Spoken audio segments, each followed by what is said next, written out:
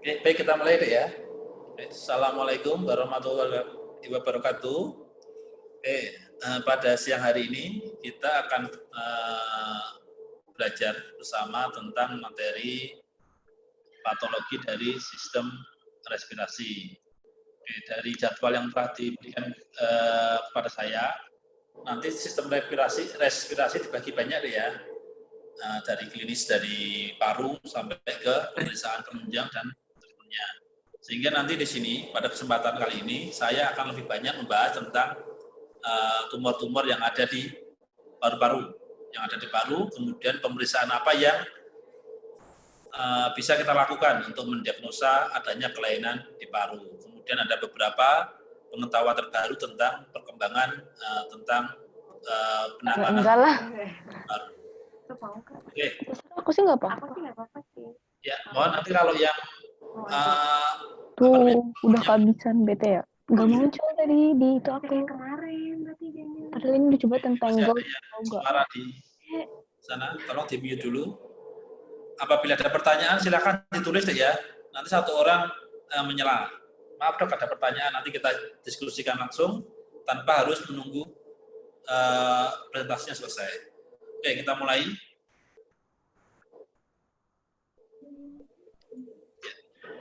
Ya, ini gambaran anatomi dan histologi sudah diketahui dari semester lewat ya 1 atau 2 bahwa paru itu terdiri atas bronkus utama, kemudian bronkus primer, sekunder, tersier, bronkiolus, terminal bronkiolus sampai ke alveolus.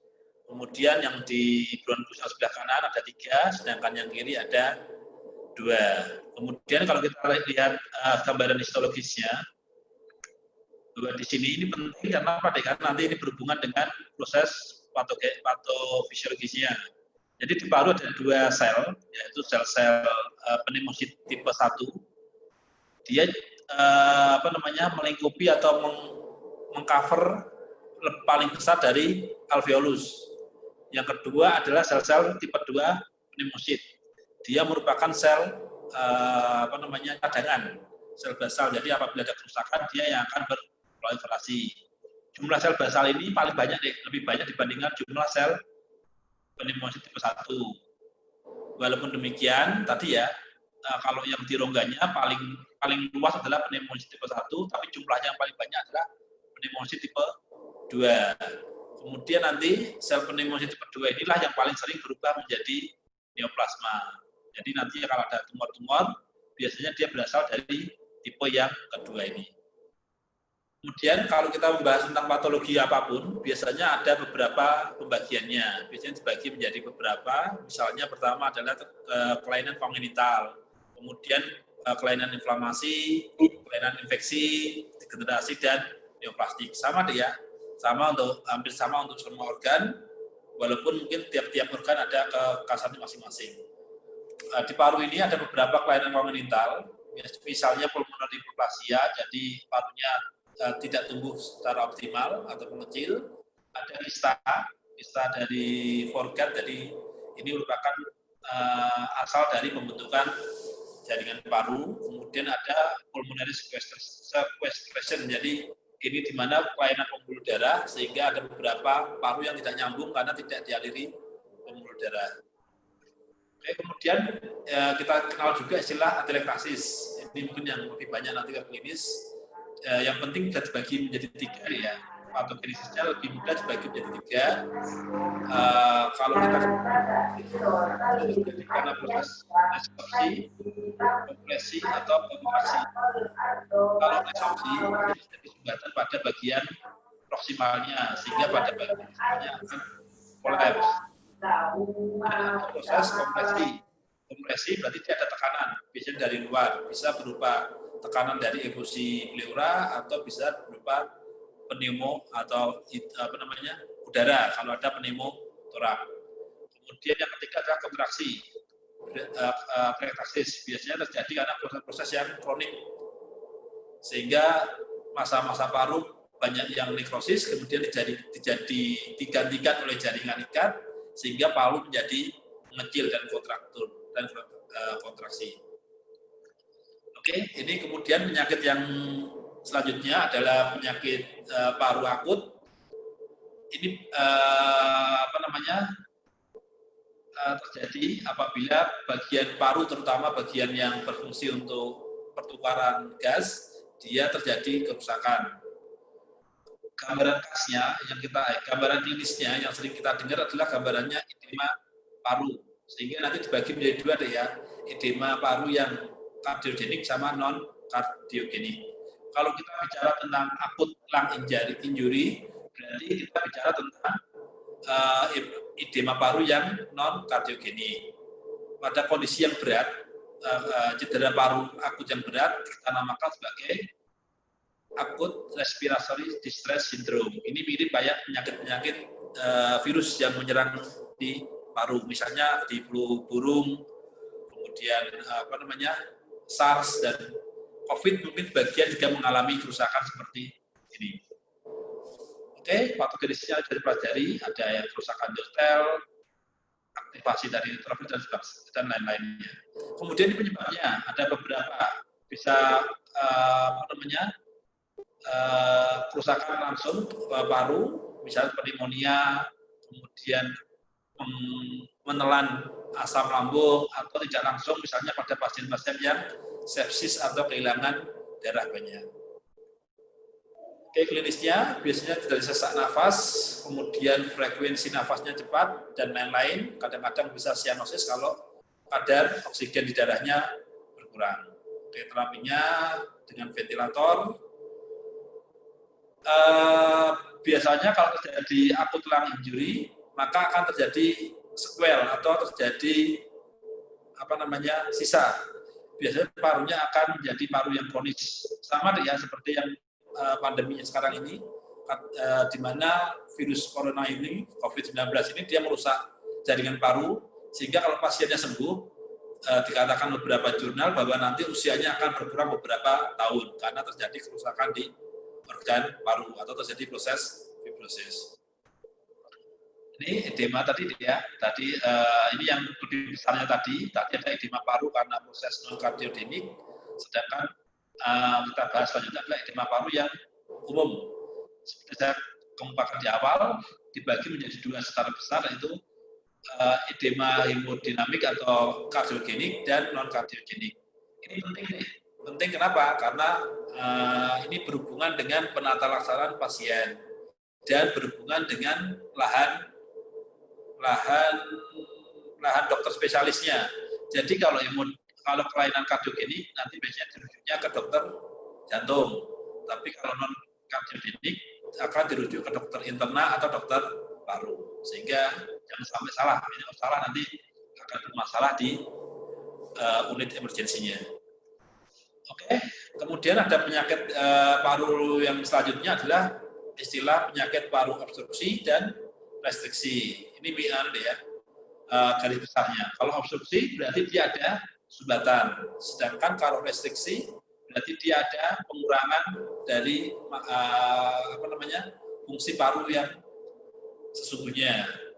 Obstruksi di sini biasanya terjadi pada saluran yang kecil. Tadi ya, dari bronkus tersier sampai ke bronkiolus. Sedangkan yang direstriksi terjadi pada sistem pertukaran gas, sehingga terjadi pada alveolusnya.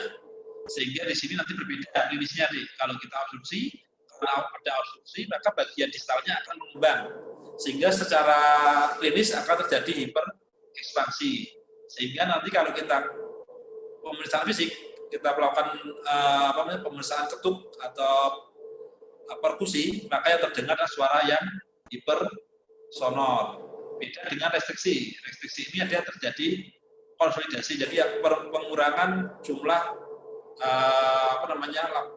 area alveoli yang untuk pertukaran gas. Biasanya terjadi karena proses fibrosis tadi ya, yang akut lung injury tadi, dia ujungnya menjadi penyakit paru restriksi. Sehingga nanti ketika kita periksa, nanti akan terjadi pengurangan volume paru, sehingga waktu perkusi akan terdengar suara yang lebih peka, lebih redup dibandingkan yang obstruksi. Jadi dengan pemeriksaan fisik kita bisa membedakan ini ke arah obstruksi atau ke arah restriksi. Mungkin akan lebih dibahas oleh klinisinya ya. Ini penyakit paru obstruksi paling banyak yang sering kita jumpai. Ini mungkin nanti sangat akan dibahas lebih lanjut di kuliah paru. Ada bronkitis kronis, bronkiektasis, asma, emfisema, dan bronkiolitis. Ini penyakit-penyakit kemudian kita lanjutkan dengan penyakit-penyakit paru yang khas di sini adalah di organ paru ini ada penyakit yang disebabkan oleh lingkungan, terutama oleh polusi udara, dan biasanya berhubungan dengan pekerjaan, sehingga banyak istilah-istilah yang berhubungan dengan pekerjaannya, misalnya cold water pneumonia, jadi penyakit paru yang disebabkan oleh paparan batu bara ya. Nah, terutama pada orang-orang yang bekerja di penambangan batu bara. Oke, ini terjadi itu. Jadi nanti gambarannya di parunya akan kita dapatkan masa-masa seperti misalnya batu bara, kemudian silika, pasir. Dulu waktu zamannya meletus Gunung Merapi, itu banyak deh ya silika-silika yang di udara, apabila kehirup ke paru bisa nanti menjadi silikosis, tapi harus dalam jangka waktu yang lama. Ada juga istilah asbestosis, ini sangat agak populer karena selain dia menyebabkan kerusakan paru, dia juga bisa menyebabkan terjadinya neoplasma, terutama neoplasma pada pleura disebut dengan mesotelioma. Ada juga paparan yang lain yang lebih jarang lagi. Ini yang silikosis tadi, jadi ada benda massa benda asing, terjadi proses fibrosis, kemudian dikelilingi oleh sel-sel radang. Ini jarang deh ya, ini biasanya ditemukan pada pasien-pasien yang dilakukan otopsi, dan di Indonesia tidak populer dengan populasi otopsi klinis. Asbestosis tadi berhubungan dengan asbes, biasanya terjadi pada orang-orang yang pekerjaannya berhubungan dengan asbes. Yang seperti saya kemukakan tadi, dia berhubungan bisa menyebabkan proses fibrosis dalam jangka waktu lama apabila terpapar. Kemudian juga bisa berubah menjadi karsinoma, mesotelioma, dan penyakit kanker yang lainnya. Ini gambaran khasnya adalah gambaran asbestos badis. Jadi gambaran seperti ini deh. Seperti ada knop, kemudian bawahnya ada ekornya. Oke, ini sangat jarang deh ya. Selama saya jadi patolog, saya belum pernah menjumpai pasien dengan asbestosis. Karena memang di Indonesia tidak familiar untuk melakukan pemeriksaan otopsi klinis. Kemudian penyakit paru juga bisa disebabkan oleh penggunaan obat, terutama obat-obat yang digunakan dalam jangka waktu yang lama. Juga bisa berhubungan dengan proses radiasi. Oke, nanti akan dibahas di klinis ini ya. Kemudian juga bisa berhubungan dengan penyakit imun, misalnya rheumatoid arthritis, SLE, systemic sclerosis, kemudian lupus erythematosus. Jadi semua penyakit sistemik juga bisa berpengaruh ke organ paru. Sehingga apabila ada kelainan di paru, misalnya klinis curiga, harus disertakan gambaran klinis yang lain. Sehingga apabila dikirim biopsi, kita akan lebih mudah untuk mendiagnosanya. Kemudian penyakit yang sering menyerupai atau mimicking dengan karsinoma adalah granulomatous disease. Di sini dibedakan menjadi dua deh ya, yang disebabkan oleh proses autoimun atau proses imun dan proses infeksi. Yang imun misalnya adalah sarkoidosis. Ini yang sering menyerupai gambarannya menyerupai dengan tuberkulosis. Tapi granulomatous disease di paru juga bisa disebabkan oleh benda asing. Misalnya ada paparan dari tadi debu atau antigen yang masuk, baik itu organik atau anorganik. Kalau organik misalnya ada bakteri, ada serbuk bunga, sehingga nanti terjadi proses inflamasi, sehingga terjadi proses pembentukan granuloma. Kemudian gambarannya, karena sarkoidosis itu mirip seperti tuberkulosis, yang membedakan adalah gambaran granulomatous di sarkoidosis ini tidak disertai gambaran nekrosis gaseosa, sehingga itu sangat penting deh ya. Di sini bisa kita jumpai gambarannya gambaran asteroid Badis. Jadi di sel raksasanya ini sel raksasa ya, pembesaran besar, ini ada asteroid Badisnya. Ini sel-sel raksasanya. Di sini disebutkan bahwa sarkoidosis merupakan penyakit granulomatos yang non-kaseting, non-kaseosa, sehingga ini yang membedakan dengan tuberkulosis.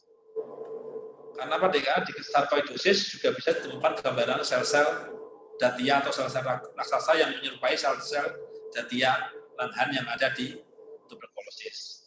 Ini dia gambarannya. Ini ada reaksi granulomatos. Jadi reaksi granulomatos itu merupakan reaksi proses kronik di mana sistem imun tubuh berusaha untuk menyingkirkan benda asing itu, tetapi tidak bisa bekerja efektif, sehingga sistem imunnya bingung. Karena dia bingung apakah benda asing atau organisme itu bisa dibunuh, makanya dia membentuk pertahanan tubuh dengan melingkarinya dengan sel-sel radang yang banyak, membentuk gambaran granulomatos. Ini ada granulomatos, ini ada sel-sel radang histiosit, ini ada sel-sel datia, ini mirip seperti sel-sel datia Langerhans, menyerupai tuberkulosis, cuma di sini tidak ada gambaran nekrosis kaseosanya. Ini juga ya menyerupai datia Langerhans, sehingga untuk membedakannya tidak bisa berdasarkan dari gambaran datia Langerhansnya. Oke, kemudian penyakit infeksi di paru ini jarang dibiopsi, tetapi paling sering kadang-kadang menyerupai keganasan. Yang paling sering adalah tuberkulosis, karena memang di Indonesia merupakan pabriknya tuberkulosis. Jadi sudah terkenal bahwa Indonesia itu adalah tempat atau pusatnya perkembangbiakan dari kuman tuberkulosis. Oke, di sini bedanya tadi dengan sarkoidosis, ini sama-sama tuberkulose ya, sama-sama proses imun sama, sehingga di mana sel-sel imunnya tidak bisa mengidentifikasi dengan tuntas antigennya atau gen penyebabnya, sehingga membentuk pertahanan tubuh dengan melingkarinya dengan sel-sel radang, sel inflamasi. Ini terdiri dari limfosit, neutrofil, kemudian sel datia Langerhans, dan histiosit epiteloid. Kemudian tadi ya, pembedanya dengan sarkoidosis adalah di sini ada nekrosis kaseosanya, sehingga gambarannya di sini adalah gambaran perkejuan. Ini dari gambaran seperti keju, kuning-kuning gitu ya. Oke. Time out benar ya, saya foto dulu, karena disuruh foto dari mana namanya? Skill. 105 kurang 3 berarti ya.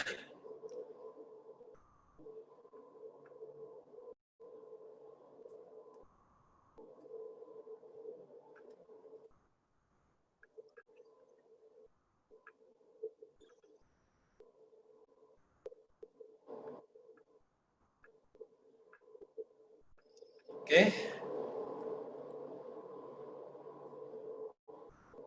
Ya, kita lanjut. Jadi kita masuk ke topik intinya. Jadi untuk patologi anatomi, untuk ujiannya nanti paling banyak dari tumor ya. Kemudian paling inflamasi tadi yang granulomatos yang menyerupai dari keganasan atau neoplasma. Oke.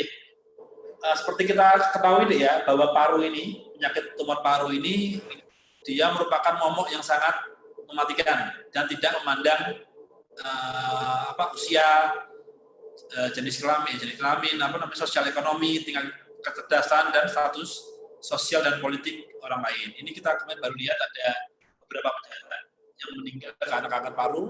Ini Pak Sutopo kemarin dari BNPB ya, penanggulangan bencana. Kemudian Menteri Kesehatan, bahkan seorang Menteri Kesehatan pun di Indonesia harus meninggal karena tumor paru. Ini yang terakhir adalah presiden dari Uruguay, dia terkonfirmasi menderita CA paru. Sehingga tumor paru ini menjadi sangat menjadi perhatian utama, sehingga nanti pengobatannya berkembang sangat pesat. Baik, kita lihat epidemiologinya. Walaupun CA paru bukan tumor terbanyak, tetapi dia merupakan pembunuh nomor 1 untuk keganasan.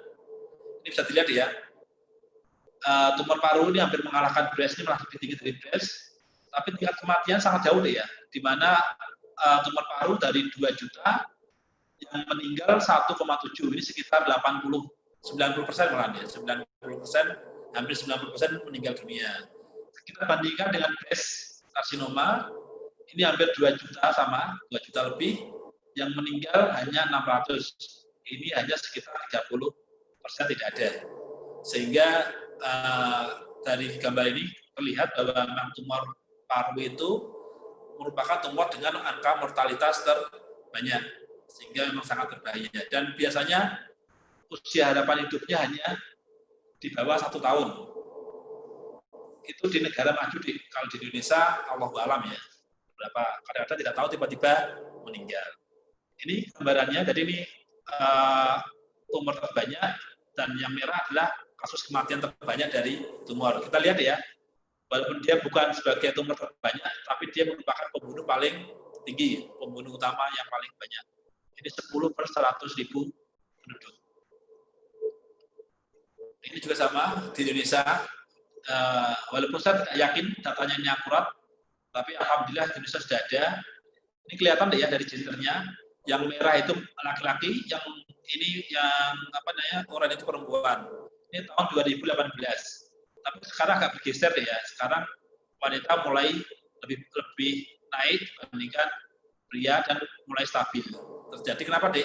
Karena sudah diketahui bahwa faktor utama penyebab CA paru adalah merokok, sehingga banyak laki-laki yang sadar bahwa merokok itu tidak baik.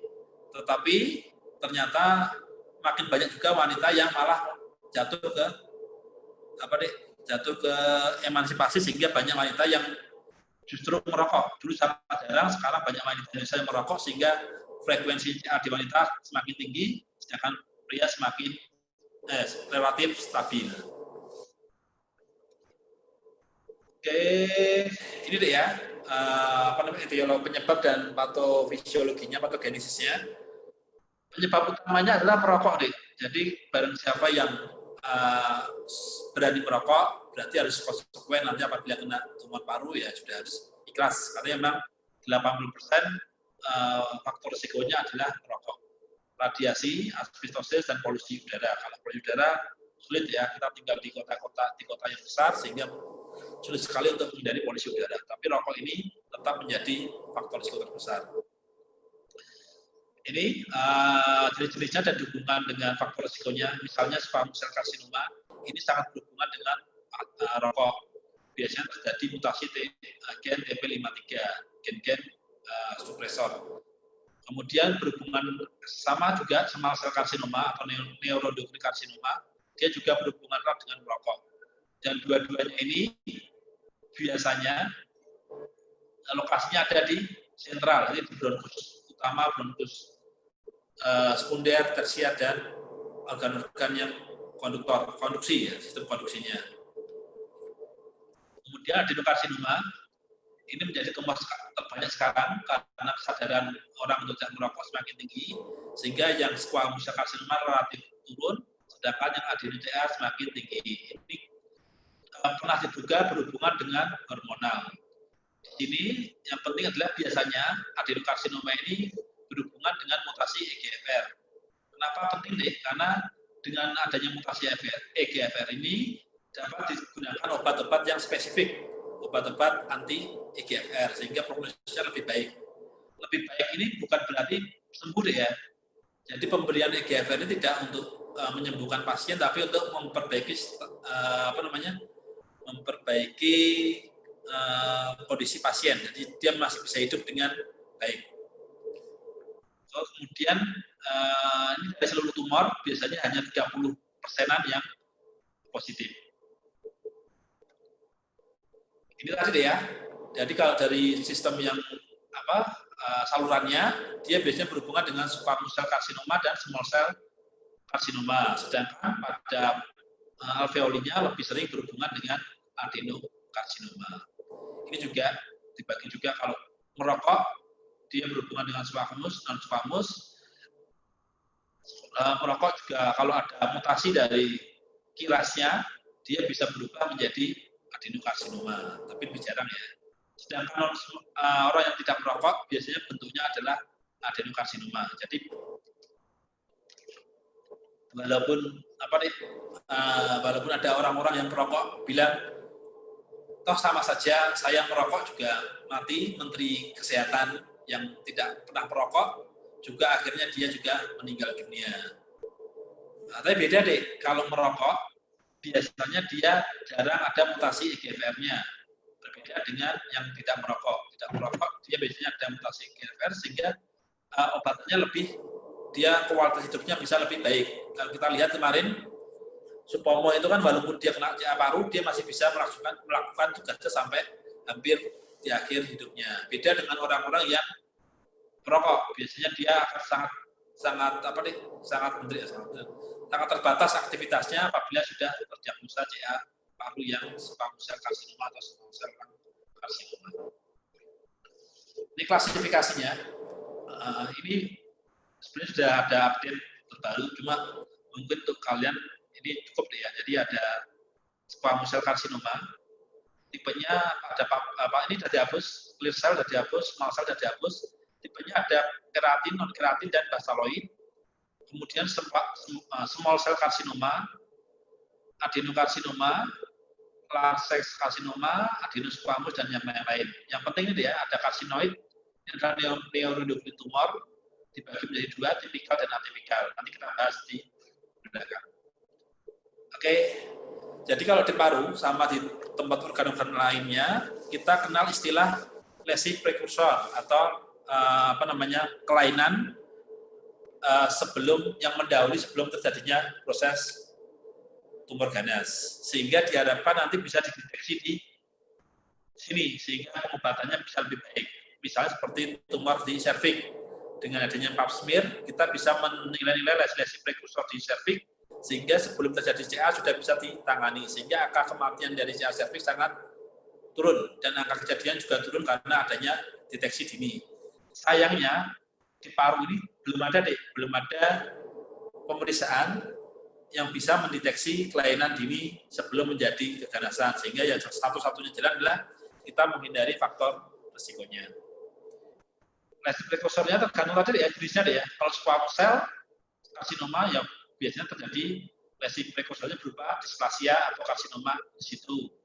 Kalau adeno dia biasanya berupa atipikal adenomatosis hiperplasia atau adenokarsinoma in situ. Kalau neuroendokrine karsinoid tadi, dia biasanya berupa diffuse neuroendokrine hiperplasia. Ini gambar-gambarannya. Ini gambaran atipikal adenomatosis hiperplasia. Ini yang adenokarsinoma in situ. Kemudian ini yang goblet cell hiperplasia.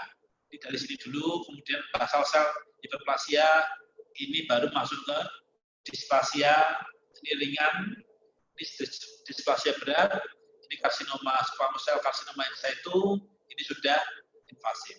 Oke, kalau kita bisa mendeteksi di sini atau di sini, maka kita bisa mencegah progresivitas ke arah sini. Tapi kalau sudah ke sini, sudah di in situ ini, biasanya sulit untuk ini sudah biasanya langsung menjadi sangat mudah untuk menjadi invasif. Oke, tadi ya, untuk masalah squamous dia berhubungan dengan lokasinya di sentral, jadi di dekat sama bronkus, berhubungan dengan merokok. Kemudian gambaran pap smear-nya biasanya ada gambaran yang sangat seluler. Kemudian banyak debris nekrotiknya, ini tandanya ada debris nekrotik. Kemudian di gambarannya ada gambaran keratin. Kalau merah-merah ini berarti dia berdiferensiasi ke arah squamous atau pembentukan keratin. Oke, ini karsinoma sel squamosa. Jadi yang perlu teman-teman ketahui bahwa untuk mendiagnosa paru sangat sulit untuk mendapatkan spesimen berupa biopsi deh ya. Jadi sangat jarang sekali klinisi atau dokter bedah mengambil organ paru, membiopsi bagian paru, sangat jarang. Terutama di Indonesia itu hampir tidak pernah. Sehingga modalitas yang digunakan adalah histologi. Histologi ini nanti caranya banyak, nanti saya jelaskan di belakang. Sehingga biasanya caranya mendiagnosa dari tumor paru dengan gambaran histologi tadi. Dari sini menurut WHO yang terbaru, kita tetap harus melakukan pemeriksaan imunohistokimia dan pemeriksaan molekuler. Kenapa? Karena ini berhubungan dengan pemilihan terapi. Sehingga sediaan sitologi yang sangat sedikit, itu harus kita kelola dengan sangat efisien. Karena selain untuk diagnosis, juga harus dilakukan untuk pemeriksaan tambahan lainnya seperti IHC dan pemeriksaan mutasi EGFR atau yang lain-lain. Sehingga benar-benar harus sangat efisien. Itulah kelemahannya penegakan diagnosa di paru, karena memang sangat jarang kita mendapat sampelnya berupa sediaan biopsi. Ini gambaran deh ya, ini hampir nggak pernah deh ya, sediaan seperti ini sudah tidak pernah saat ini, biasanya kita dapat berupa ini. Jadi ini gambaran histologinya, kalau kita ambil berupa biopsi, kita potong, kemudian jelas ya, ini ada keratin, ini ada sel-sel poligonal, sitoplasmanya eosinofilik. Ini ada keratinisasi individual, berarti karsinoma sel squamosa. Sedangkan gambaran histologinya kita ketemu seperti ini. Ini sel-selnya hiperkromatik, besar intinya, rasio inti dan sitoplasmanya meningkat, kemudian hiperkromatis. Gambaran seperti ini adalah gambaran dari karsinoma sel squamosa. Ini juga ini gambarannya sel karsinoma sel squamosa. Ini juga kalau seperti ini mungkin agak bingung deh ya. Ini mungkin bisa menyerupai adenokarsinoma. Tapi kalau yang ini salah karsinoma sel squamosa karena warnanya merah dengan pengecotan papani. Ini juga ini gambaran kas-kasnya. Selain tadi ada warna merah ini juga gambaran tadpole. Tadpole itu seperti kecebong. Ini juga gambaran yang sering kita jumpai pada karsinoma sel squamosa. Ini tadpole ya. Oke, ya. Nah, kemudian kita adenokarsinoma. Kalau squamous cell karsinoma tadi di sentral di sini, adenokarsinoma beda. Dia paling sering ada di perifer. Yang paling banyak ada di perifer. Kemudian ada reaksi desmoplastik. Jadi kalau ada tumornya, maka jaringan sekitarnya akan berusaha untuk mencegah penyebarannya biar nggak cepat berupa dia peningkatan dari sel-sel fibros, kayak fibrosis gitu ya. Adenokarsinoma juga bisa ada di sentral, kemudian bisa juga ada di menyerupai pneumonia, bisa hanya ada di pleuranya atau masuk ke menjadi proses fibrosis. Oke, histologinya ini biasanya kita tahunya adalah dari sini deh. Sel-selnya bisa tunggal, bisa seperti bola, gabung seperti bola, atau bisa membentuk asini dan papiler. Kalau ada asininya, kita lebih ke arah adenokarsinoma. Ini merupakan petunjuk untuk adenokarsinoma. Kemudian intinya biasanya kita pilih. Kalau squamous tadi di sini tengah, tidak teratur. Kalau adeno, dia biasanya intinya di tepi. Kemudian ada vakulanya. Kalau ada musinnya, berarti sudah pasti bahwa itu adalah karsinoma, adenokarsinoma. Sekali lagi, kita harus menegakkan apakah itu adenokarsinoma atau squamous cell karsinoma. Beda dengan 10 tahun yang lalu deh. Kalau 10 tahun yang lalu, diagnosa CA paru itu hanya dibagi menjadi dua. Small cell lung karsinoma dan non small cell lung karsinoma. Jadi ini jangan heran deh ya, kalau ketemu sama dokter klinisi yang sudah senior, biasanya mereka hanya bertanya apakah ini small lung karsinoma atau non small lung karsinoma. Tapi untuk yang sekarang, untuk update ilmunya bahwa non small cell lung karsinoma itu harus bedakan apakah dia squamous, adeno atau neuroendocrine, karena itu berhubungan dengan pemilihan terapi dan prognosis pasiennya. Apabila kita bingung dari histologinya kita tidak tahu, kita bisa memastikan apakah itu squamous atau adeno atau neuroendocrine, maka bisa kita lakukan pemeriksaan imunohistokimia. Biasanya ini yang kemarin ya. Kita menggunakan TTF-GAN dan napsin. Ini adalah marker normal yang ada di sel-sel pneumosit tipe 2 tadi deh. Itulah, jadi kalau tadi di histologi awal saya jelaskan bahwa sel alveolus ada 2, pneumosit tipe 1 dan 2. Yang pneumosit tipe 2 ini dia menghasilkan marker-marker ini, TTF-GAN dan napsin ini, sehingga tumor ganasnya pun dia bisa positif terhadap TTF-GAN dan napsin ini. Ini gambarannya, ini tipe asiner, adenokarsinoma tipe asiner, bentuknya seperti tubulus-tubulus, asini-asini, dan invasif. Ini tipe yang lepidik. Dulu istilahnya lepidik. Dulu istilahnya bronchoalveolar karsinoma. Sekarang sudah diganti, tidak ada istilah bronchoalveolar karsinoma, tapi diganti dengan istilah lepidik. Lepidik karsinoma in situ. Gambarannya masih dianggap belum menembus membran basalis. Ini kalau di buku, kalau di praktikum, istilahnya seperti apa deh? Kupu-kupu yang hinggap di pagar, butterfly apa tuh? Invention part, istilahnya itu ya. Oke, tipenya ini ada mikropapilari. Ini ada yang lepidik tadi, yang bronchoalveolar karsinoma sebelumnya, sekarang sudah diganti. Ini mucinus, jadi dia menghasilkan mucin. Kemudian di sekitarnya juga ada mucinnya. Ini tipe yang asiner yang tadi, tipe yang solid. Tipe-tipe ini juga menambahkan prognosisnya deh. Tipe yang alveolar, yang lepidik ini, dia merupakan tipe yang paling jinak. Karena kadang-kadang kalau belum ada invasinya, namanya adenokarsinoma in situ. Sedangkan yang solid ini, gambaran yang tidak ada diferensi kelenjarnya ini merupakan tipe yang sangat ganas, yang prosesnya paling buruk. Oke, kemudian gambarannya tadi deh ya, kalau adenokarsinoma biasanya intinya di pinggir, sitoplasma bervakuola, kromatin kasar, anak intinya prominent ya, sitoplasmanya bervakuola, intinya ada di pinggir. Pada pengencetan panikulo dia tidak tercat orangoflik, tidak tercat merah orange. Ini gambarannya, ini yang masih tadi deh, lepidik yang masih apa namanya bentuk paling bagusnya, diferensiasi yang sangat baik sehingga gambarannya di histologinya juga tidak terlalu polimorfi, jadi sel-selnya mirip kayak sel normal cuma agak sedikit besar. Kemudian kalau kita bicara dengan tumor, maka kita akan bicara tentang stadium. Ini sangat berhubungan dengan prognosis dan terapi yang akan dipilih. Oke, tapi bagi saya nanti nggak akan keluar deh. Misalnya nggak akan keluar untuk ujian. Kenapa deh? Karena menurut saya dokter itu tidak perlu menghafal. Kalau seperti ini kita hanya berdasarkan hafalan, sangat mungkin nanti salah deh. Dan itu resikonya adalah keselamatan si pasien. Lebih baik kita melihat sumber sehingga memastikan bahwa itu benar-benar tepat, tidak salah gara-gara karena kita tidak mau buka sumber, sehingga ini cuma diapalin aja bahwa diketahui aja bahwa tumor stagingnya ini ada TNM, tumor, limfonodi, dan metastasis. Nanti pembagiannya silahkan dibaca. Nanti kalau pas kalian jadi klinisi, silahkan dibuka, nggak usah diapalin. Karena kalau diapalin ada kemungkinan untuk lupa atau salah. Oke, lupa. Jadi untuk staging yang dipakai ini hanya dipakai untuk yang karsinoma.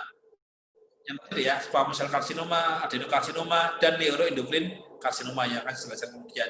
Ini tidak dipakai untuk tumor-tumor yang lain, misalnya tumor sarkoma, tumor-tumor limfoma, dan yang lain-lain tidak digunakan sistem ini. Kemudian selanjutnya adalah neuroendokrin karsinoma.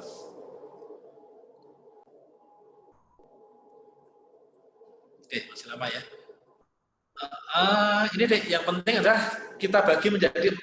Ada yang atipikal, large cell neurokarsinoma, sama small cell karsinoma. Yang tipikal ini bentuk paling jinak atau paling awal dari tumornya itu. Yang membedakan tipikal dan atipikal adalah yang pertama mitosis. Mitosnya kurang dari 2, dan nekrosis, tidak ada nekrosis. Sedangkan atipikal dia mitosnya 2-10 dan ada nekrosisnya, walaupun nekrosisnya minimal. Sedangkan yang karsinoma dia biasanya jauh lebih besar, nekrosisnya banyak, sel-selnya polimorfi, mitosisnya sangat banyak. Sehingga yang membedakan semua ini adalah mitosis, nekrosis. Ya. Ini ada yang large, ini ada yang small cell. Ini gambaran deh ya, sekali lagi untuk paru. Kita biasanya mendiagnosanya bukan dari biopsi, tetapi kita dari kesediaan histologi. Jadi ya, yang banyak kita tunjukkan adalah yang histologinya. Ini selnya, ukuran dari selnya. Yang penting adalah di sini nanti kita lihat intinya deh, intinya kromatinnya ini. ini digunakan membedakan dengan apa namanya adenokarsinoma, karena kadang-kadang dia membentuk seperti asinet. Kalau di neuroendokrin kita istilahkan roset, jadi bulatnya bulat kayak mawar. Kemudian di sini adalah nanti kromatinnya adalah black pepper, nanti kasar, ada gambaran seperti apa namanya garam dan merica. Jadi kecil-kecil kasar ini ya.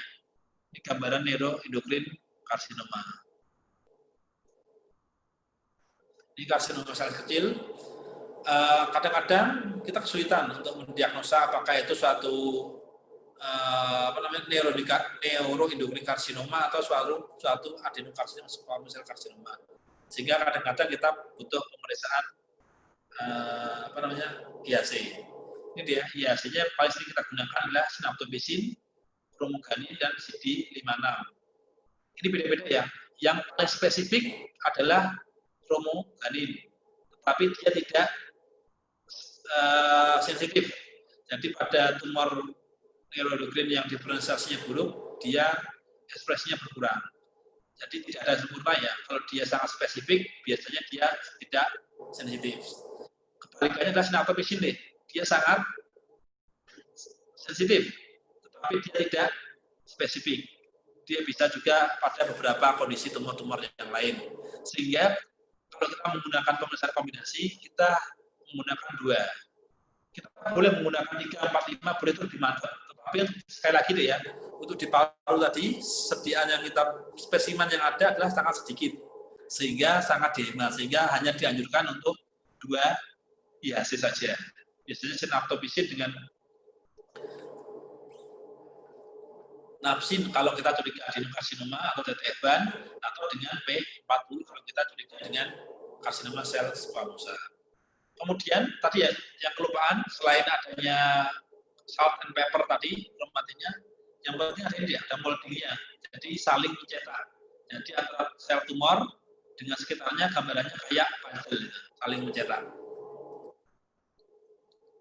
Oke, ya ini gambaran neuroendokrin karsinoma.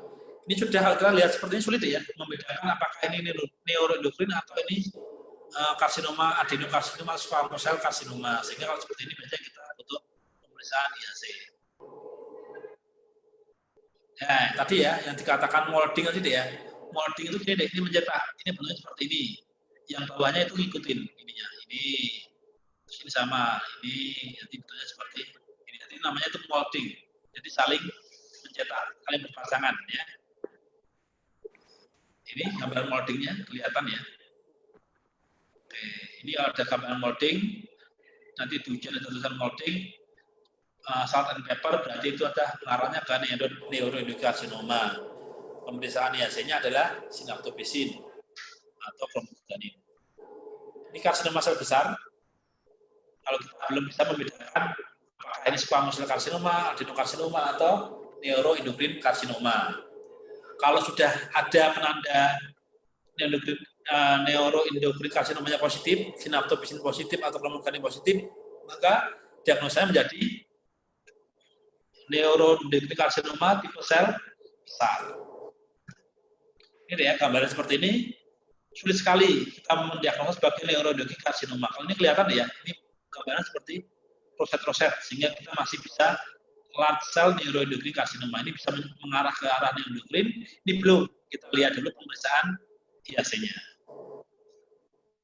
Ini apalagi ini sudah sulit sekali karsinoma diferensiasi buruk. Ini wajib dilakukan pemeriksaan imunohistokimia untuk mengetahui jenisnya. Sama tadi karsinoma. Kemudian sudah selesai ya untuk yang tumor-tumor primernya. Kemudian kita berlanjut ke metastasis. Yang seperti teman-teman ketahui bahwa paru merupakan organ yang sangat sentral pada sirkulasi, sehingga semuanya pasti akan lewat ke paru, sehingga merupakan tempat utama terjadinya metastasis jauh. Bisa dari mami, prostat, kolon, otak, dan yang lain. Sehingga di sini banyak kita jumpai tumor-tumor metastasis. Ini sulit membedakannya. Nanti membedakan antara adenokarsinoma di paru atau di lain, dari gambaran HE tidak mungkin, sehingga perlu dilakukan pemeriksaan IHC, yang itu sulitnya. Padahal spesimennya sangat sedikit. Kemudian ada juga tumor di pleura. Di pleura juga ada kelainan di pleura, belum tentu tumor ya. Seringnya adalah proses efusi.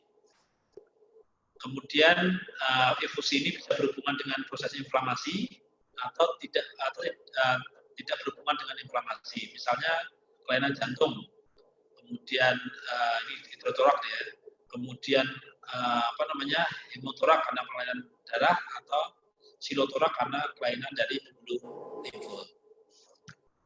Kemudian tumor yang sering adalah solitary fibrous tumor. Ini merupakan tumor merupakan tumor mesenkimal.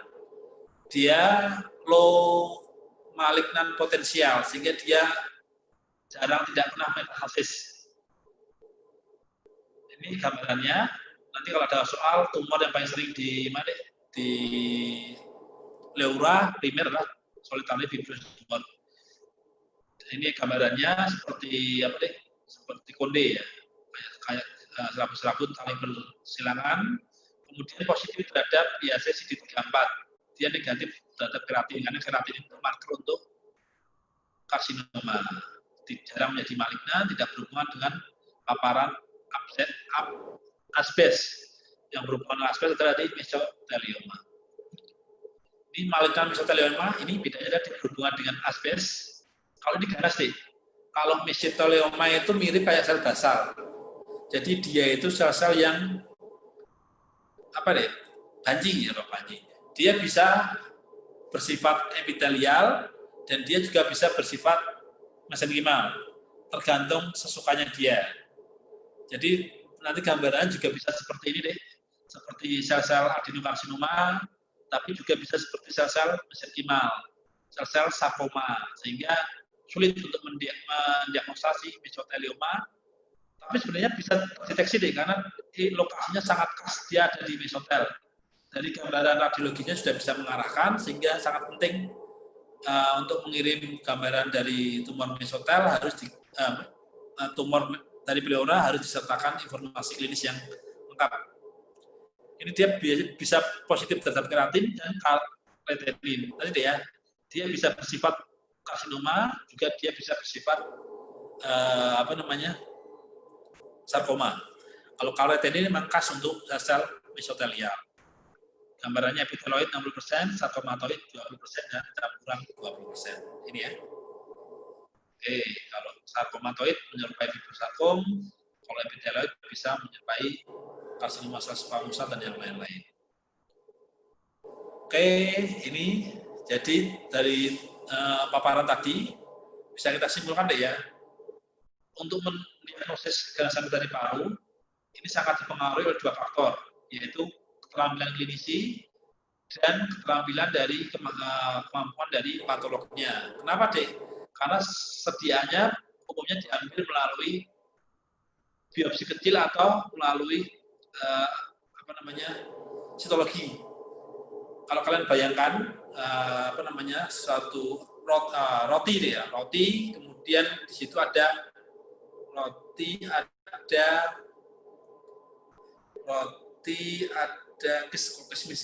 ada kismisnya. Satu roti, ada kismisnya, ditaruh di dalam plastik hitam.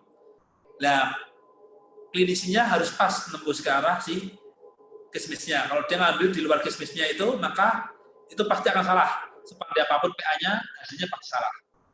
Ya, jadi sangat sulit. Jadi kalau di paru tidak dapat itu hal yang lumrah karena memang sulit sekali. Kemudian yang kedua terpengaruh sama diagnosa PA-nya, patolognya. Ini juga kalau tidak hati-hati, kita tidak aware, maka bisa terjadi selnya sedikit tadi, jumlah sedikit, bisa luput, tidak kita diagnosa, luput dari pandangan kita sehingga tidak terdiagnosis. Kemudian ini modalitasnya ada sitologi, bisa dari sputum atau dahak, bilasan dari bronkus, sikatan bronkus, transbronchial needle aspiration, transtoracal needle aspiration, bronchoalveolar atau bilasan bronkus dan alveolusnya. Bisa histopatologi, ini sangat jarang, paling banter hanya core biopsi. Ini pun biasanya sangat jarang ini kalau udah klinis ganas, radiologi ganas, PA-nya dari sini semua negatif, kita akan sarankan biopsi core. Oke, dan lagi, saya lagi tadi untuk mendiagnosis kita butuh tidak hanya sampai histopatologi, tapi kita harus sampai ke imunohistokimia dan molekuler. Tidak hanya sampai ke karsinoma paru sel besar, karsinoma paru sel kecil, tidak boleh. Kita harus menentukan apakah itu adeno, squamous, kemudian dilanjutkan apakah ada mutasi EGFR, dan nanti ada yang lainnya. Nanti kita bahas di belakang. Ini untuk sensitivitasnya deh ya.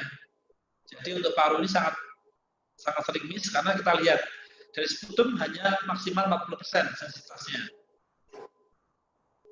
Brushing sikatan hanya 77, apalagi cucian hanya 61 sampai 76, FNAB 75 sampai 95%, ini lumayan, jadi ini paling sering kita gunakan karena dia bisa sampai 95%. Sehingga pemilihan sampling itu tergantung dari lokasinya.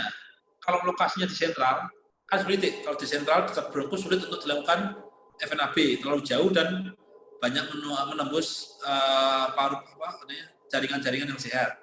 Sehingga paling bagus adalah kalau di dalam pakainya adalah sikatan atau transbronchial needle aspirasi. Kalau di luar, di perifer itu paling bagus menggunakan ACH atau vein needle aspirasi biopsi. Ini tergantung dari pengalaman, ini bukan sitopatologis ya, ini pengalaman klinisnya sebenarnya kalau untuk mengambil ini, untuk menentukannya. Oke, lanjut yang tadi sputum. Ini untuk untuk meningkatkan sensitivitasnya, maka biasanya dilakukan 3 kali nih. Ini tidak boleh pada pagi, awal-awal pagi, tidak boleh sikat gigi dulu, langsung dibatukan dalam dan kemudian yang perlu diingat-ingat adalah fiksasinya menggunakan alkohol 95%. Salah nih. Fiksasinya menggunakan alkohol 75% deh ya. Yang 95% ini untuk sediaan hapusan. Ini harusnya 75%. Jadi nanti biasanya kalau di rumah sakit, alhamdulillah kalau ada patologinya nih, ada PA-nya, tinggal nanya ke PA-nya. Tapi kalau nggak ada PA-nya, kalau mengirim kan bingung mau nanya kemana. Ya minimal nanti kalau pas kalian jadi klinisi, begitu bingung ingat kuliah saya deh ya. Oh ternyata kalau dulu ada kuliah dari Dr. Novan, kalau saya punya spesimen dari sputum, maka fiksasinya menggunakan alkohol 75%. Ini deh, ini juga modalitas selanjutnya tadi dari sputum. Sekarang kita bisa melihat dari ini bisa biopsi, bisa bilasan, bisa sikatan. Ini walaupun kecil ya, ini mirip kayak apa namanya? Mirip kayak kamar mandi ya, tapi lebih kecil. Walaupun lebih kecil, harganya jauh lebih mahal dibandingkan untuk pembersih kamar mandi. Kalau kamar mandi paling berapa puluhan ribu, ini sampai jutaan deh. Sehingga saya nggak tahu pasti deh ya, kadang-kadang ada info dari teman-teman bahwa di Indonesia karena anggarannya terbatas, jaminan sosialnya terbatas, sehingga pemakaian sikat ini dipakai ulang. Harusnya begitu selesai dipotong, dibuang, dimasukkan ke layanan fiksasinya semuanya. Kalau kita nggak habis disikat, dicelup-celupin, kemudian dipakai lagi, disterilisasi lagi dan dipakai lagi. Ya itulah Indonesia ya. Ya, dan itu yang kadang-kadang sering juga jadi luput. Mungkin ada yang tidak sampai ke fiksasinya, masih menempel di sini dan ikut di sterilisasi. Ini tadi transbronchial aspirasi. Jadi ini ada alat canggih yang tadi ya.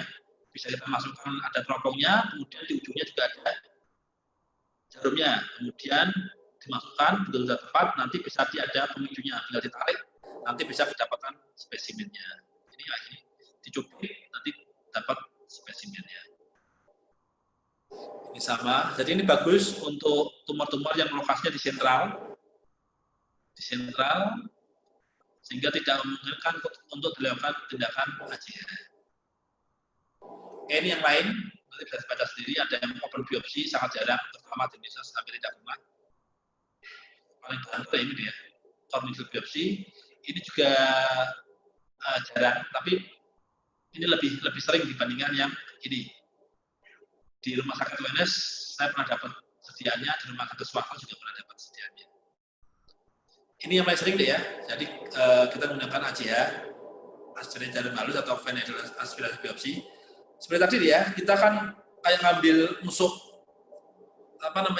kismis dalam roti yang besar, sehingga kita kadang-kadang kalau kita blend, kita kemungkinan dapatnya sangat kecil, sehingga kita perlu dipandu dengan CT scan. Gambarannya waktu panduan CT scan deh. Jadi pasien dimasukkan ke CT scan, ditentukan koordinatnya, kemudian nanti dalamnya dimasukkan sampai sini. Nah, pasien dimasukkan lagi deh, dimasukkan lagi, dilihat sudah tepat belum kanan kiri atas bawahnya. Kalau sudah tepat, kira-kira kurang berapa dalam lagi. Kalau sudah pas, nanti ditusuk cerot sampai ke ininya. Kemudian dilihat lagi, kalau sudah pas, baru nanti diambil, sedot, kemudian tarik. Oke, jadi sangat complicated ya, karena memang harus seperti itu. Jadi harus pakai CT scan, dilihat bolak-balik biar pas, sehingga bisa tempat ini. Ini yang kelihatan ya, harus segini banyaknya, yang diambil harus di sininya. Kalau kamu dapat di sini, pasti hasilnya negatif. Kasihan pasiennya. Ini yang tadi ya, akurasinya, sensitivitasnya, dari sediaannya.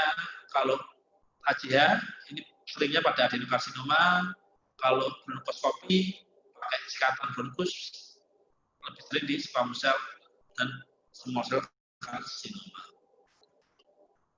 Nah, ini lanjut ya, diagnosa molekuler. Oke, jadi seperti yang bilang tadi, bahwa paru ini merupakan penyakit dengan kematian terbesar, sehingga banyak sekali penelitian yang berusaha untuk mencari obat dari paru, sehingga sangat berkembang untuk terapinya. Salah satunya adalah EGFR. EGFR ini berhubungan dengan tipe tumor tadi ya. Harus tipe tumor yang pertama adalah yang non small cell. Jadi yang small cell tidak boleh di-exclude. Kemudian yang non small cell itu yang adenokarsinoma, karena hanya adenokarsinoma yang 30% dia berhubungan dengan mutasi EGFR. Sebenarnya karsinoma sel squamosa juga bisa berhubungan dengan mutasi EGFR.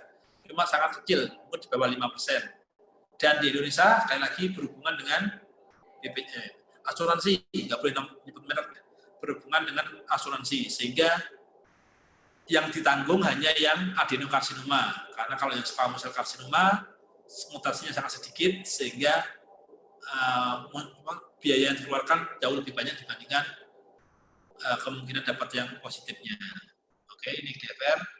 Ini berhubungan dengan agresivitas dari sel tumornya dan bisa digunakan untuk terapi tyrosine kinase inhibitor. Oke, yang saya bilang tadi deh ya, pemberian terapi EGFR itu bisa memperpanjang usia orang 6 bulan sampai 2 tahun dengan biaya kurang lebih ratusan juta untuk terapinya deh. Selama itu menghabiskan dana ratusan juta. Oke, mungkin bagi kita ngapain buang-buang uang ratusan, mungkin miliaran rupiah hanya untuk memperpanjang usia 6 sampai 2 tahun. Tetapi bagi pasien dan keluarganya sangat berpengaruh dia. Kalau dia bisa mendapatkan terapi EGFR, maka kualitas hidupnya akan baik. Dia masih bisa melakukan kegiatan-kegiatan yang belum pernah dia lakukan. Misalnya pengen makan durian, pengen jalan-jalan ke mall, pengen jalan-jalan ke luar negeri, itu bisa. Atau kalau orang-orang yang pengen mendekatkan diri sama Allah, itu bisa. Tapi kalau dia tidak diterapi dengan EGFR, terapi dengan kemoterapi, untuk makan aja sulit deh, berdiri saja tidak bisa. Sehingga pemberian EGFR ini walaupun hanya tidak banyak menambah umur, tapi kualitas hidupnya sangat berbeda, sangat signifikan, sehingga harus diberikan kepada pasien. Gitu ya gambarannya. Jadi walaupun mahal, tetapi ternyata dia kira-kira hanya 30% yang mengalami mutasi EGFR. Sayangnya apabila ada mutasi EGFR plus dia ada mutasi LK, maka obat EGFR tidak dapat diberikan. Sama, ada EGFR tapi ada mutasi keras, maka obatnya tidak bisa diberikan. Kenapa, Dek? Kalau kalian lihat di siklusnya, EGFR itu ada di atas, di membran sel. Begitu ada EGFR, dia akan mengaktifkan jalur proliferasi melalui kiras, ALK, dan lain-lain. Kalau kita blok yang bagian atasnya, Dok, bisa jalan, ya berdua sampai mawon, jadi tetap aja dia terjadi proliferasi. Itulah hebatnya tumor. Sekarang kita temu EGFR, kemarin, sekarang tumornya sudah bisa menghindari dari ininya. Lama-lama yang mutasi EGFR akan mengecil, karena sudah ada obatnya, sehingga nanti akan banyak yang lebih banyak yang ini deh. Ini akan tambah banyak, sedang porsinya ini sedikit. Itulah kelebihan dari si tumor. Oke, ini gambarannya, penyebarannya, ini terapinya, modalitasnya, nanti bisa dibaca sendiri ya. Ini tadi ya, kalau dia ada EGFR positif, tapi ternyata mutasi kiras, maka obat yang diberikan tidak bisa, sehingga prognosisnya sangat buruk. Ini kemoterapi regimen-regimen. Nah, nanti ini kalian pelajari ketika kalian menjadi seorang dokter spesialis paru atau konsultan hemato-onkologi. Ini deh, kenapa harus dibedakan tadi ya, adenokarsinoma dan karsinoma sel squamosa, karena berhubungan dengan mutasi EGFR dan terapi serta prognosisnya. Jadi ini paradigma yang baru deh. Tahun 90-an, mungkin tahun 60-an ya, 60-an baru sampai sini, makroskopis. Kalau ada massa besar, berarti itu ganas.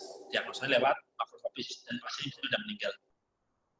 Kemudian temukan mikroskop, pengecatan, kita bisa mendiagnosis histologis. Sayang, biasanya kalau yang seperti ini, pasiennya sudah meninggal juga.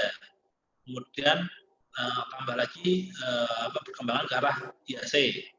IAC bisa ketemu jenis-jenis selnya, obat-obatnya, ternyata tumornya ada yang tadi ada yang mutasi EGFR tapi nggak respon. Dilihat lagi, ternyata dia ada mutasi di tempat yang lain, lama-lama sehingga untuk pengelolaan CA apapun dimanapun, terutama yang paru, modalitasnya harus semua deh. Jadi semua harus bisa seperti ini.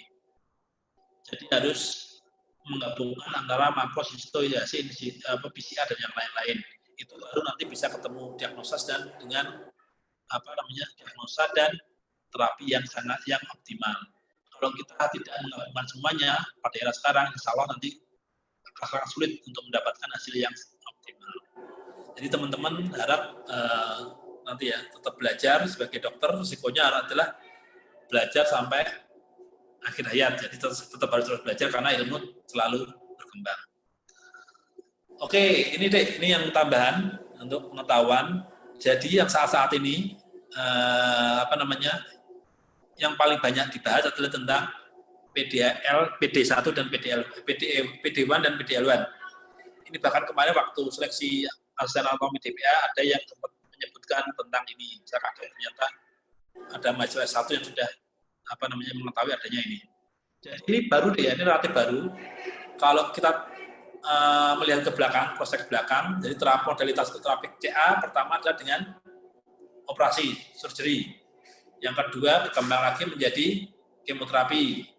Kemoterapi tambah lagi menjadi radioterapi. Radioterapi berkembang lagi menjadi terapi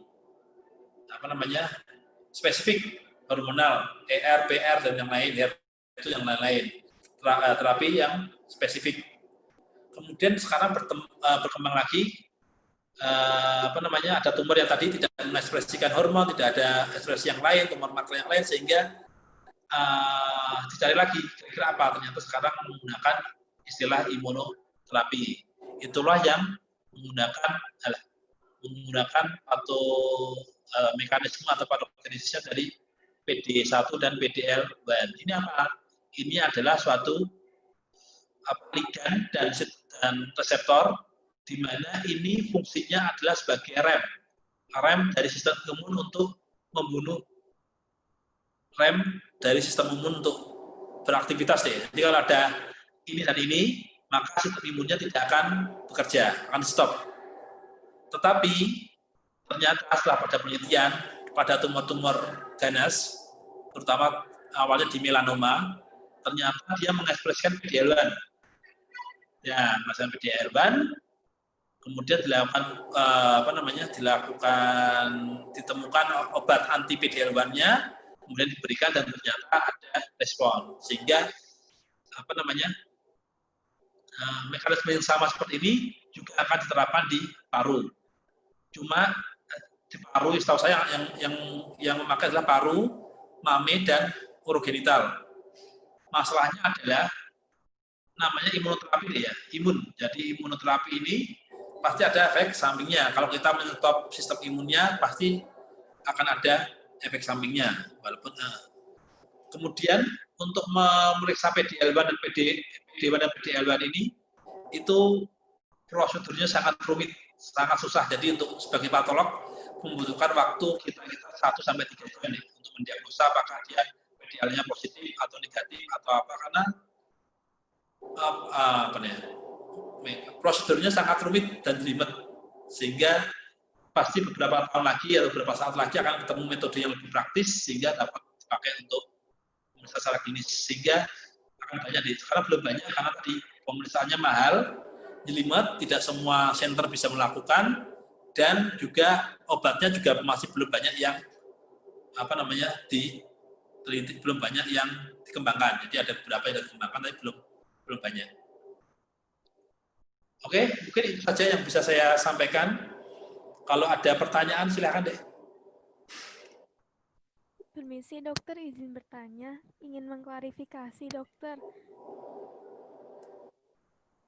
Mohon maaf, apakah suara saya terdengar? Halo? Dokter, permisi, apakah suara saya terdengar? Mohon maaf. Ya. Oh ya, saya izin mengklarifikasi dokter, Ya. apakah large cell neuroendocrine carcinoma itu sama dengan large cell carcinoma dokter? Oh ya, ya lupa deh ya. Jadi gini, neuroendocrine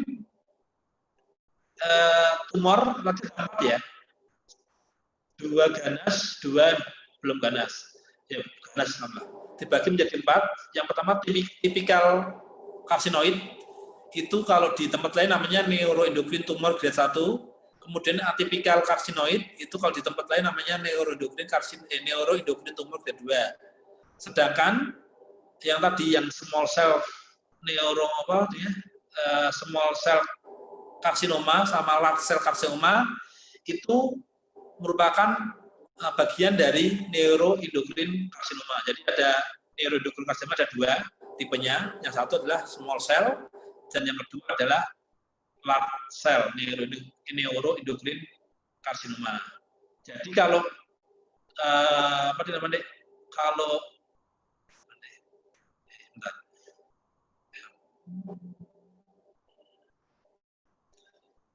kalau ada istilah large cell, ada istilah large cell karsinoma, itu sebenarnya bukan belum tentu ini neuroendocrine karsinoma deh, karena itu bisa jadi suatu adenokarsinoma diferensiasi buruk atau karsinoma sel squamous diferensiasi buruk.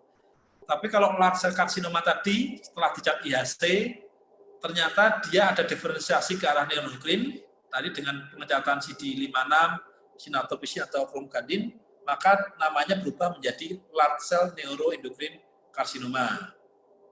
Ya, jadi kalau misalnya large cell carcinoma itu belum tentu neuroendocrine carcinoma, tapi sebagian besar merupakan neuroendocrine carcinoma.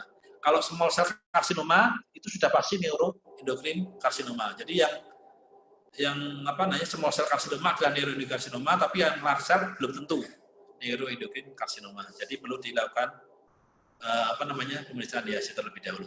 Ya, terima kasih deh pertanyaannya. Terima kasih juga dokter. Izin bertanya lagi dokter. Tadi di IHC-nya large cell carcinoma itu ada juga IHC dari non small cell lung carcinoma. Berarti apabila IHC dari non small lung carcinoma itu positif, large cell karsinomanya itu berarti adenokarsinoma atau bagaimana dokter? IHC-nya deh. Jadi tadi kan ada beberapa marker IHC deh ya. Jadi kalau misalnya non-small cell lung carcinoma, itu kan harus dibedakan. Apakah dia adenokarsinoma, karsinoma sel squamosa, atau neuroendocrine karsinoma. Itu bisanya dibedakan dari IHC-nya deh. Kalau misalnya dia positif terhadap marker squamous, P40 atau P63, maka diagnosanya menjadi karsinoma sel squamosa. Kalau dia positifnya terhadap nafsin dan TTF-an, maka diagnosanya menjadi adenokarsinoma.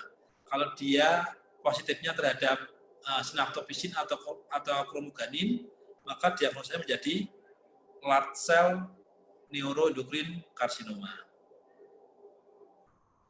Baik, dokter sudah paham. Terima kasih.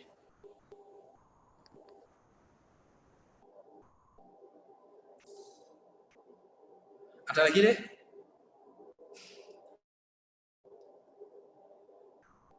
Oke.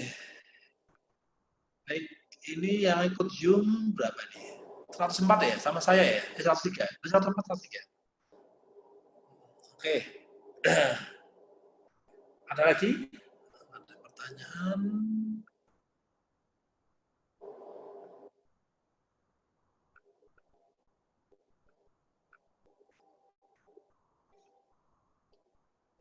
Ini direkam tadi? Direkam, dokter. Harusnya siapa ya? Yang merekam KBK, dokter. Oh, ya. Maksudnya kalau direkam kan nanti bisa di-share ke ke kelas berikutnya, nanti tinggal diskusi. Ya sudah. Oke. Mungkin kalau nggak ada pertanyaan, kita akhiri deh ya. Sudah jam 2 ini, jam 2 lebih. Oke. Ya, terima kasih, Dek. Kalau tidak ada pertanyaan, terima kasih atas perhatian dan atensinya. Mudah-mudahan bermanfaat. Insya Allah untuk soalnya hampir seluruhnya dari tumor, karena tumor plasma, paling hanya satu dari yang tadi, Dek. Granulomatosa. Oke, kalau tidak ada pertanyaan, saya akhiri. Assalamualaikum warahmatullahi wabarakatuh.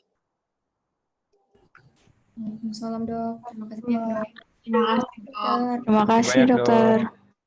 Terima kasih, Dok.